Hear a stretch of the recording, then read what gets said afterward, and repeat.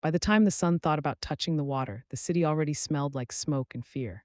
Sirens wailed in distant directions, too late for anyone who mattered. On the edge of an abandoned pier, under a sodium lamp buzzing like a dying insect, a man with a split lip and shaking hands was forced to his knees. He tried not to look at her. She stood a few feet away in a white coat that should have glowed, but instead swallowed the light. Her hair braided back from her face, her skin smooth and dark against the chill air, her eyes unreadable. People in the city called her the Silent Queen, the one you never heard coming until everything around you stopped moving. When she finally spoke, every man on that pier stiffened. Point him out. 3 words, soft like a lullaby laid over a grave. The kneeling man swallowed, eyes watering as he scanned the line of faces circling him, hard men, expensive coats, guns held low. Somewhere among them, the person who'd taken her family, burned her warehouses, and put a knife through the beating heart of everything she'd built. He knew that if he chose wrong, he'd die screaming. He also knew that if he stayed silent, he'd wish he had. The man's gaze trembled over each face and then froze. Her second in command shifted, a dark shadow at her shoulder. The tall Asian man with the scar along his jaw looked like a sin carved into a saint's face, all cold angles and watchful eyes. He didn't flinch under the informant's stare, but the man's hand lifted anyway, shuddering, finger stretching out to accuse. She watched, not blinking, as the traitor was named. 8 hours earlier, none of them had known for sure who was betraying her. 8 hours earlier, the city had still believed you could cross Amara Cole and wake up the next day. 8 hours earlier, Kenji Sato still thought he could outrun the truth. The night started with fire. Amara's phone vibrated once on the polished concrete table in front of her. She didn't reach for it immediately. Half a dozen of her lieutenants lined the room, low chatter humming in the background of the waterfront loft. Screens glowed with numbers, shipments, routes, money moving across time zones. Outside, the harbor wind slapped rain against floor-to-ceiling windows. Inside, it smelled like expensive cologne, gun oil, and strong coffee. "Shipment's an hour out," Deshawn said, leaning over one of the screens. He had the thick build of a former linebacker, gold chain glinting against a black turtleneck. "If Port Authority wants to play, we got them covered. Your boy at Customs texted already." Her boy at Customs. Amara filed the arrogance away. She didn't correct him. At the far end of the table, Kenji sat with his back to the room, face lit blue by cascading code. He wore black like it wasn't a choice, just a default setting. Black shirt, black slacks, black watchband around a lean wrist. His hair was pulled back low, the sharp slope of his cheekbone catching light each time he turned slightly toward a different screen. He was mapping something. He was always mapping something: roots, risk, lies. The phone buzzed again. Amara finally picked it up. One message from a number she'd memorized years ago. "Warehouse C now." No key, no code word, just that. Her gaze flicked to the contact name, Malik, her cousin, the kid who used to trail behind her in mismatched sneakers, who'd grown into a man cutting his teeth on her business. The only blood she still claimed. She stood, the chairs scraped, cutting through conversation. Talking died, chairs stilled, every head turned toward her. Kenji didn't move, but the screens shifted. She felt his attention, even when his eyes stayed fixed forward. "We're done here," she said, voice smooth, unaffected. "Deshawn, with me." "Kenji, bring up cameras on Warehouse C. I want eyes before I walk in." Deshawn straightened, trying to read her. "Everything good?" "No." She shrugged into her coat as she crossed the room. White wool, winter long, falling just past her knees. It made her look like she didn't belong where she'd come from. That was the point. Behind her, Kenji's fingers pattered over keys. 3 beats later, he swore softly in Japanese, a quiet crack in his usual stone calm. Amara paused. Kenji didn't raise his voice. He never had to. People leaned in to hear him. "Warehouse feed is down," he said, turning finally to meet her eyes. Deep-set, dark-rimmed, those eyes missed nothing. They de-unnerved her the first time she'd seen them, in someone else's basement with her boot on his chest and a gun pressed to his forehead. It unnerved her more that months later they'd become the only eyes in the room that she trusted to meet without flinching. "Could be a glitch," Deshawn said. Kenji's jaw tightened. "It's not a glitch. Someone killed the line on purpose. Only 3 people know the private uplink for that warehouse." His gaze shifted, precise, from Deshawn to Amara. "And one of them is typing your cousin's number on a different phone right now." Her phone rang. She answered on the first vibration. Malik, talk, static hissed back, then a sound that didn't belong on any call, a cough that curled wrong, thick and wet, like someone trying to breathe through their own blood. "Ma," his voice cracked, strangled. Mare, childhood nickname, dragged through broken glass. She didn't move, didn't let the flinch near her face. "Where are you? Don't come." They knew the route, came in through a choked groan, a harsh gasp. "I didn't tell em, I swear, I didn't." The line went dead. For a second, the room seemed to throw itself off balance. Deshawn swore as his hand flew to her mouth. Screens flickered in Amara's peripheral vision like they'd lost stable power. Kenji didn't speak at all. Amara stared through the glass at the glistening harbor lights and heard her own voice, 11 years old again, promising Malik behind a set of rusting project doors that nobody would ever put their hands on him again. Promises were bones in the city. They stayed long after the meat rotted. She slid her phone into her pocket. "Deshawn, car, now, call in the South Harbor crew. I want everyone with a gun and a reason to breathe at Warehouse C in 15 minutes. No sirens, no lights. Her tone didn't rise. It got quieter, drawing the air tight around every word. Kenji peeled back every camera within 10 blocks of that address. I want plates, faces, hats, shadows. If a rat scratched his ass near my door, I want to know which hand he used. Deshawn moved. She bolted. Kenji stood, unplugging nothing, just grabbing his laptop like he already knew he'd work from the car. He was beside her before she reached the elevator. You're not going alone. A reminder, not a question. Kenji didn't ask questions about whether she needed protection. He asked questions about everything else. Amara hit the elevator button and looked at him. Under the half-light of servers and screens, he always looked like he'd been painted in grayscale, pale skin, dark eyes, black ink curling under his collar. Here, near the open loft door, the city's sodium glow put warmth back into his face. Don't try to stop me tonight, she said. He met her stare levelly. I'm not trying to stop you, the faintest curve at one corner of his mouth. I'm trying to make sure you live long enough to terrify them properly. The elevator doors slid open. They stepped in, the mirrored walls catching two very different ghosts, a black woman with eyes like loaded guns, jaw set in something older than anger, and a man who'd been born into a different kind of war on the opposite coast and somehow ended up here beside her. As the doors closed, the city's heartbeat rose to meet them. The first time Amara had seen Kenji, she'd been ready to kill him. Back then, he'd been cuffed to a chair in a shipping container on a dock not far from the one she was racing toward now. His head had been split at the temple, dried blood on his cheek. The men who'd grabbed him had bragged that he was Yakuza trained, that he'd run numbers and code for a West Coast syndicate and then sold them out. A traitor to traitors. When she'd stepped into that crate, gun loose at her side, he'd looked up at her through the curtain of his hair with a calm that didn't belong on anybody that deep in her territory and that close to death. You're Amara Cole, he'd said, not a question, and you're very far from home, she'd replied. Home is a place people let you leave alive. He'd smiled then, slow, like something cutting through ice. So I suppose I've never had one. The men at her back had expected her to pull the trigger.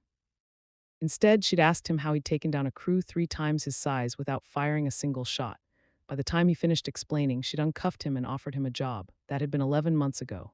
Now, as the black SUV knifed through the sleeping city, rain slicking streets under its tires, the memory of that first meeting played under her ribs like an echo with bad timing. You should text him back, Kenji said quietly from the passenger seat. Deshawn drove like somebody owed him lane space, knuckles white on the wheel. The car's interior rattled with low curses and static from the police scanner. But beneath all that, Kenji's voice slid into the space directly between her heartbeat and her breath. The line is dead, Amara said. I know, he glanced at her. Text him anyway. It was ridiculous, but her fingers moved. She pulled her phone out, opened her messages, typed with a thumb that didn't quite feel like it belonged to her anymore. I'm coming, 3 words sent out into an electronic void. No delivered indicator, no bubbles, just blue text vanishing into nothing. There, Kenji murmured. Her grip closed around the phone until her knuckles ached. You think that changes anything? I think it changes something for you, he said, and you're about to do a lot of things for everyone else. Deshawn snorted from the driver's seat, tension flushing his jaw. So what we journaling feelings now? 'Cause last I checked, somebody just walked into our spot and lit a match. We don't know they lit anything, Kenji said, eyes flicking to the windshield, then back to the dashboard camera feed. We do, Amara said. They all fell silent at that. Warehouse C sat at the far end of a row of shuttered storage units near the waterline, its corrugated metal walls scarred from older fires, long since repainted with fresh tags that bore her crew's marks between the graffiti. It was one of her oldest holdings. No paperwork, no taxes, no names, just steel, locks, and 1,000 memories. As they turned off the main road, the stink of burning hit before they saw the smoke.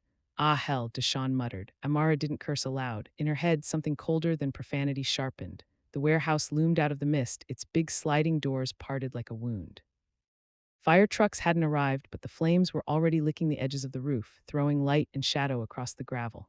A cluster of her soldiers had formed outside, scattered in agitated knots. One man was doubled over, hands on his knees. Another paced in circles, phone pressed to his ear. Nobody was going near the entrance. Cowards, some part of her thought viciously, or survivors, another part amended. Amara stepped out before the SUV had fully stopped. Rain hit her face, carrying the oily tang of burning rubber and something too sweet to be anything other than cooked flesh. She didn't hesitate. Her heels crunched gravel as she walked straight toward the door. Boss, she called, running up. Inside's not stable. We heard. What did you hear? Amara asked. His throat worked. Young, curly-haired, tattoos spiraling down brown arms, she had earned her stripes in a dozen close calls. But tonight her eyes were too big, too white. Gunshots before the fire. Couple minutes of nothing, then boom. We tried to go in, but the heat. Amara kept walking. The smoke clawed at her lungs as she stepped across the threshold, heat singing hair from her forearms. A beam groaned high above, showering sparks. One more collapse and the whole structure might come down like a bad bet. Behind her, Kenji pulled his shirt up over his mouth and followed. Don't, she snapped without turning. Fire doesn't care who's in charge, he replied, voice muffled. Let's move. The world inside was orange and black, shapes twisting through heat haze. Stacks of crates, the legitimate front imported appliances, charred and crackled. A forklift lay on its side like a toppled animal. Smoke gauzed everything. Malik, Amara shouted, the name tearing at her throat. No answer, just the roar of fire and the low, dangerous moan of warped metal. She moved deeper there, a shape on the floor, shoulder, arm, a sneaker toe melted into the concrete. For a half second, the past and present collided. She saw him at 13, chasing after a basketball, at 16, grinning with a split lip after his first fight, at 24, grumbling as he signed for a pallet delivery here. Baby cousin, not by blood but by everything that mattered. Now Malik was twisted on his side, faced away from her. His once yellow hoodie was blackened, edges still smoking. Amara's knees hit the wet floor so hard she didn't feel it. Malik. She reached for his shoulder, feeling the heat through her coat. The fabric smoked against her palm as she rolled him onto his back. His eyes stared past her, wide open, lashes clumped. His chest didn't move. There was a small, tidy hole just under his jawline where no fire had touched yet. No blood now, just the clean geometry of violence. Kenji crouched on the other side, one hand braced on the floor, the other covering his mouth and nose. His gaze took in the pattern, the angle of the wound, the direction he'd fallen, the lack of shell casings nearby. It meant something, it always did. Close his eyes, he said softly. Amara didn't answer, didn't cry, didn't speak. She placed her fingers on Malik's lids and drew them down. The simple motion sliced something inside her with surgical precision. The building groaned again. A support beam cracked overhead, raining sparks. Deshawn's voice cut through the roar. We gotta go, boss. This whole place is about to collapse, swallow him, turn the last evidence of her cousin's existence into ash and carbon. Amara looked at Malik 1 second more, then she stood. Kenji, she said, voice paper thin but steady. You see anything in here that doesn't belong? He scanned quickly, eyes raking over broken crates, scorched floor, twisted metal. Then he froze. Near the doorway where they'd come in, something small and black lay, half melted into the concrete. Not a bullet casing or a tool or a shoe. A camera. It was the kind used for covert surveillance. Thumb-sized mat built to blend into shadows. Somebody had set it inside her warehouse, watching her people, watching Malik. Kenji moved fast, scooping it up with the edge of his shirt, trying not to burn his fingers. The plastic blistered under his touch, but the lens was intact. I've got it, he said, voice low. Behind them, a chunk of ceiling gave way with a shriek of metal. Fire spat through. Deshawn grabbed Amara's arm, pulling. Boss, now. She let herself be dragged, feet steady even as the heat chased them out. Outside, the rain felt colder. The night felt smaller. Amara stood in the gravel while the warehouse died behind her in a rolling bow of sparks and collapsing steel. Her crew watched her with the brittle attention of people waiting to see whether they should start praying or running. She looked at Kenji. He held the little camera like a cursed talisman. Can you pull anything off that?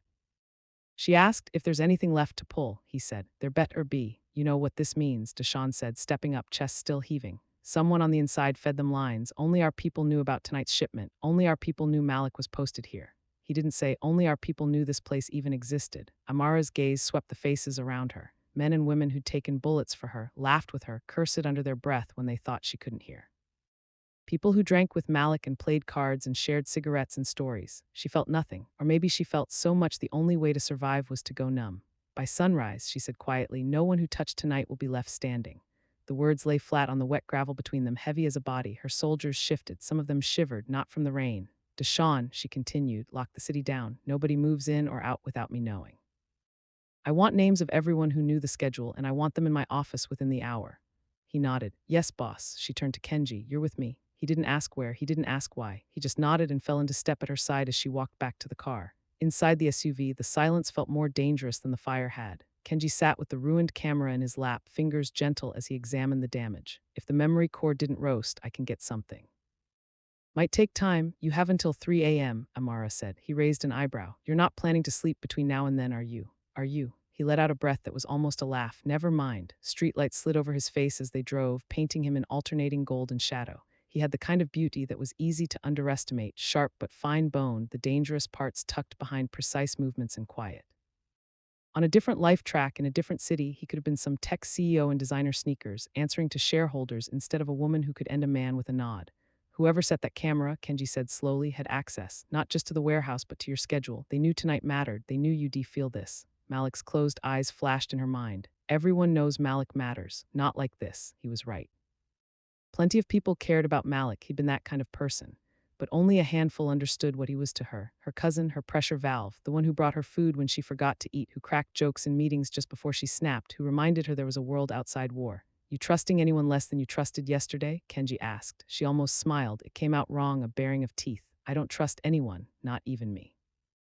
The question was too direct, like a wire laid across exposed nerves. She let 3 heartbeats pass. 4. When I brought you in, she said, you were working for Kaito Miura. His expression didn't change, but the air around him did. Kaito Miura, the West Coast ghost. Nobody had ever proved he existed, but everyone in the business had felt his hand. Money disappeared where he walked. Enemies retired unexpectedly.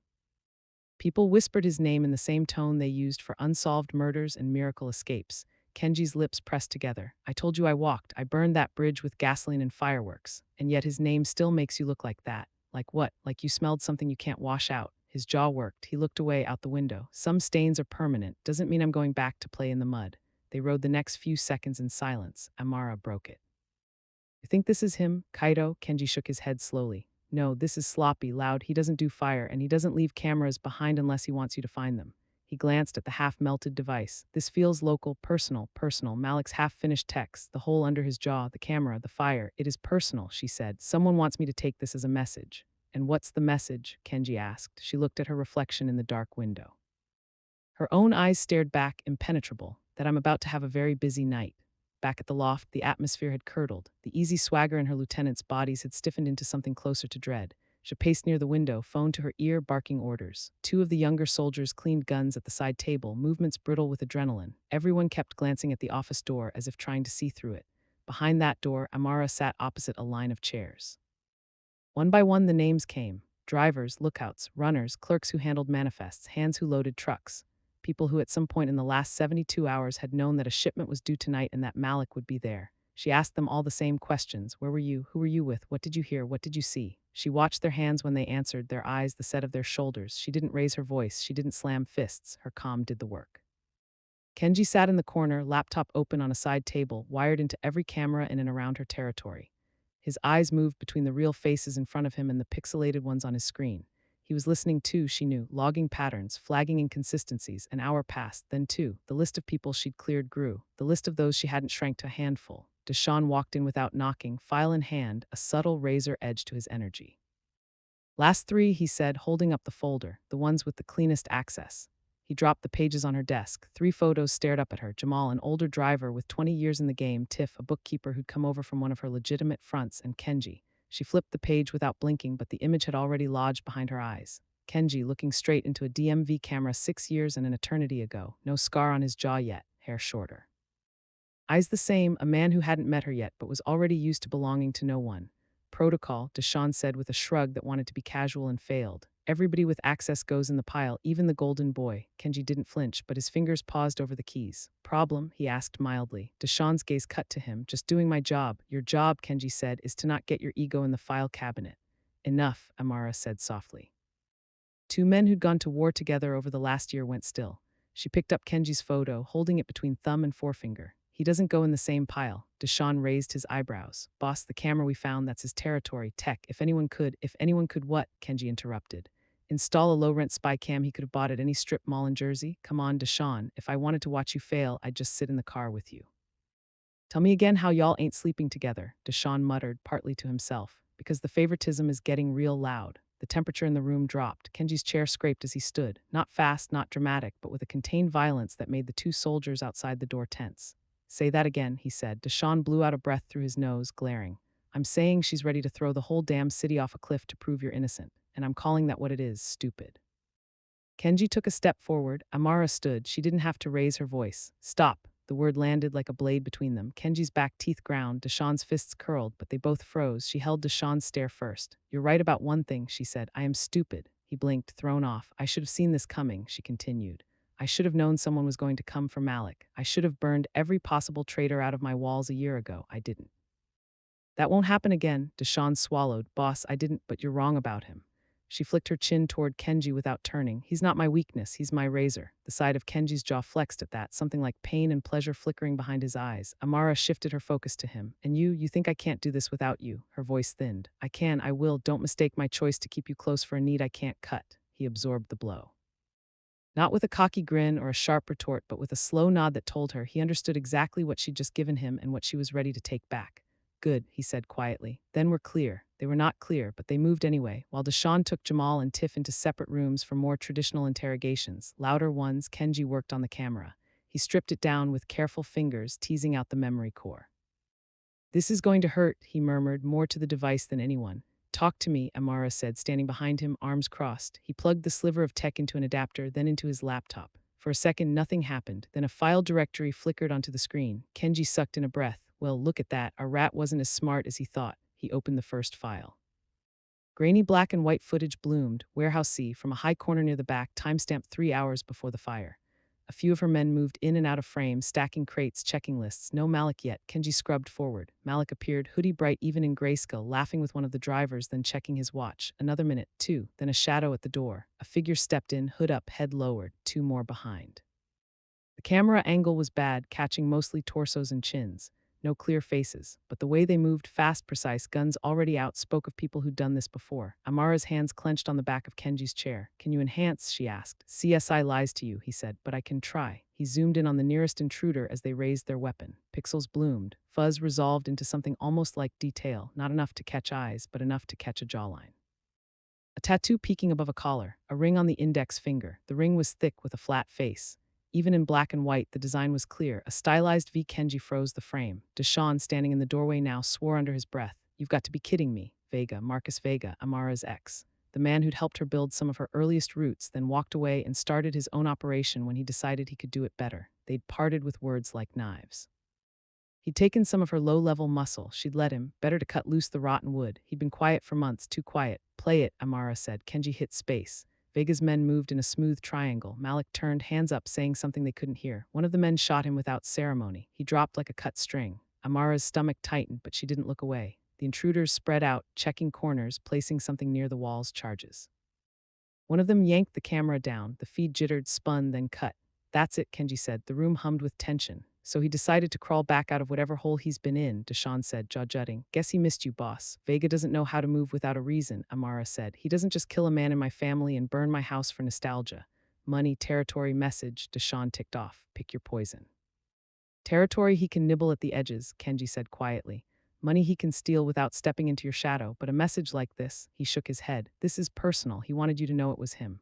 Which means someone told him exactly where to hit, Amara finished. The traitor's shadow stretched longer. Jamal says he didn't say a word to anyone outside his team, Deshawn reported. Tiff swears the manifest was locked to only your office and hers. If either of them's lying, I'll get it. Gently, I hope, Kenji murmured. Deshawn shot him a look. Gently, my ass. Bring me Tiff, Amara said. 10 minutes later, Tiff stood in front of her desk, eyes rimmed red, hands twisting in the hem of her sweater. She'd always dressed soft for someone in their line of work, cozy knits, jeans, big glasses. It made people underestimate her. Numbers didn't care what you wore. Boss, I'm so sorry about Malik, she said, voice breaking. He always brought me snacks. I can't believe, Amara raised a hand. The apology died mid-sentence. How many people have access to the back-end schedule for Warehouse C, she asked. Just me and Kenji, Tiff said immediately. And like not even direct, we both root through that air-gapped server you made him set up. Nobody outside this office sees those logs. So nobody outside this office, Amara said, knew that Malik was at Warehouse C tonight. Tiff blinked. I mean, no. Unless somebody hacked us, but they'd have to be really good, and Kenji cleared his throat softly. I'd know. Tiff looked at him, then back at Amara. Then I swear I didn't say anything. I didn't see anything. I would never. You saved my ass when the feds were sniffing my old boss. I owe you my life. Amara believed her. That was the problem. She believed Jamal too, and Tiff and Ja, and half a dozen others she'd built this empire with. Trust was a luxury she could no longer afford. And yet here she was with a deficit and a deadline. We're missing something, Kenji said, mostly to himself. If Vega knew when and where to hit, he didn't need servers. He needed ears, people talk in bars, in bed, on the street. We're looking for digital footprints in a world where someone just waited and listened. He looked at Deshawn. Who's been close to you lately, outside the crew? Deshawn frowned. Nobody I don't know. Wrong answer, Kenji said. Everybody thinks they know the person who sells them out. Silence stretched, then just stuck her head in the door, face pinched. Boss, you're gonna want to hear this. Amara gestured her in. Talk. We picked up chatter on the east side, she said, stepping fully into the room. One of our corner kids heard somebody bragging at a dive bar about lighting up your warehouse. Said Vega's back in town and he's got something you care about. Amara's fingers curled. What? She said. Not who, not where, what?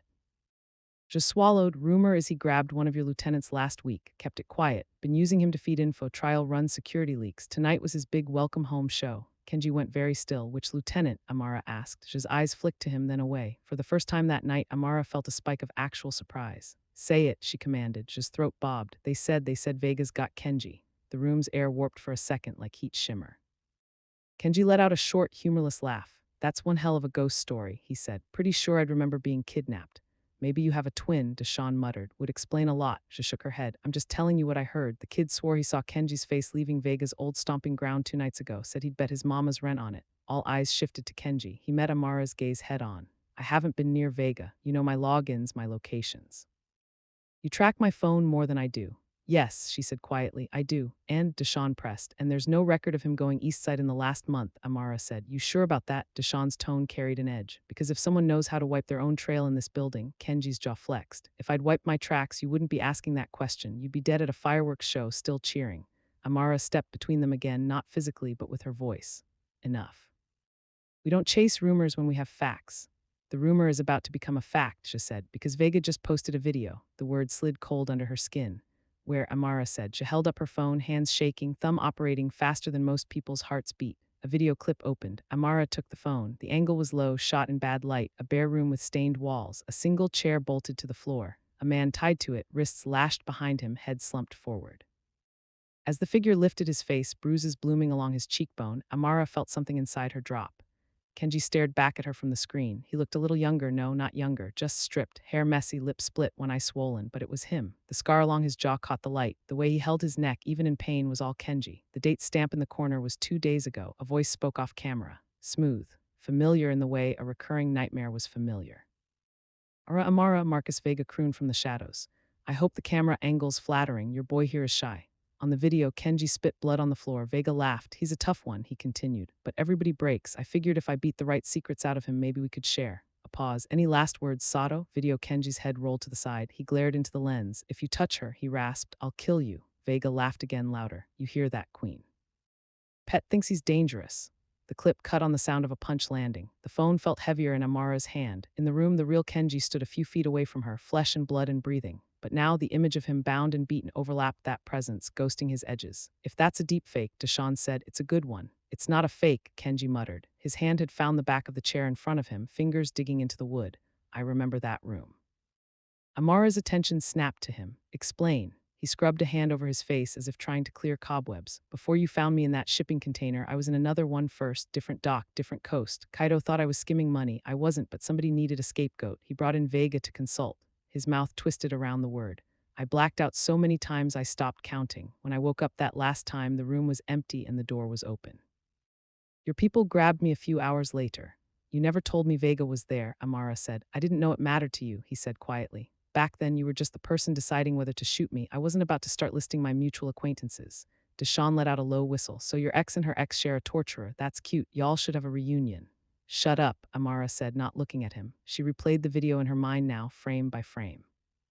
Kenji's bruises, Vega's easy, cruel laugh. The way he'd said your boy, your pet, like he'd known exactly which nerve to punch with his words. Someone was feeding Vega, someone with enough knowledge of her to know where she was weakest. And now he'd sent her a ghost of the man sitting 10 feet away from her, as if to remind her that people could be in 2 places at once, in pain in the past and in danger in the present. What did you tell him? She asked. Kenji's head snapped up. Nothing about you.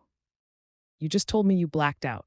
I didn't, he stopped, breathed. He wanted Kaido's books, laundering routes, offshore accounts. I gave him some names, some numbers, people who deserved worse than they got, but your name never came up. You weren't on the board yet. She studied him, the line of his shoulders, the flicker in his eyes, the edges of his guilt. Look, he said, voice low, I'm not proud of what I did, but staying alive is a messy habit. You can break it if you want to sleep clean. I chose not to. Amara had always respected that about him, his lack of performance around righteousness. He never pretended he was anything but what he was, a man who chose his own survival until somehow he'd started choosing hers too. Vega's pushing your buttons, Kenji said. He wants you off balance. We can use that. We, Deshawn repeated. Big talk from someone who maybe sold our schedule 2 nights ago. Kenji turned slowly. You think if I wanted to sell you out, I'd let my own torture porn leak? Deshawn shrugged. Maybe you figured sympathy's a better defense than denial. That's enough, Amara said. She set the phone on the desk like it might explode. Here, what we know, she said. Vega's in my city. He's connected to Kaido in ways I don't like. Someone inside my walls helped him hit Malik, and by sunrise, I want every one of them dealt with. She looked at Ya. Get me the raw upload of that video. Where it was posted, how it spread. Kenji, you trace it back to its source. I want the IP like I want air. Ja nodded and rushed out. Deshawn, Amara continued, I want every spot Vega's ever touched in the city under watch. Clubs, stash houses, apartments, whatever. The bar where that rumor started, that's where we go first. To drink or fight? Deshawn asked. Amara stood. For the first time since the fire, something like a smile touched her mouth, but it was all teeth. Both, she said. The bar sat on a corner that used to mean something before the city's developers got greedy. Neon flickered over peeling paint. The sign over the door had lost 2 letters years ago. Now it just read he OUND. The people inside filled in the blanks. Amara didn't bring her full entourage. That would have made too much noise. Just her, Kenji, and Deshawn slipping through side streets and cutting the engine 2 blocks away. Stay loose, she said as they approached on foot.